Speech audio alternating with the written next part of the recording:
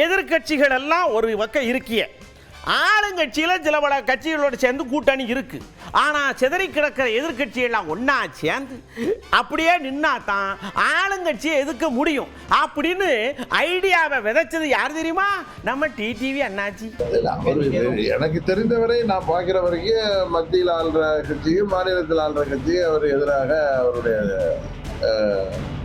அறிக்கைகள் இருக்கிறதா தான் பார்க்கிறேன். கூட்டணிக்குங்க திமுகவுக்கு எதிராக இருக்கிற கட்சிகள் தனித்து நின்று அவர்கள் வாக்குகளை வீணடிக்காமல் சிதறடிக்காமல் தேசிய ஜனநாயக கூட்டணி தான் திமுகவுக்கு மாற்று சக்தி, அதற்கு ஆதரவளிக்க வேண்டும். பொதுவாக இந்த கட்சி அந்த கட்சி இல்லாமல் எல்லா கட்சிகளுக்கும் இன்றைக்கு இரட்டை இலை திமுகவின் வெற்றிக்காக பயன்படுத்தப்படுகிறது.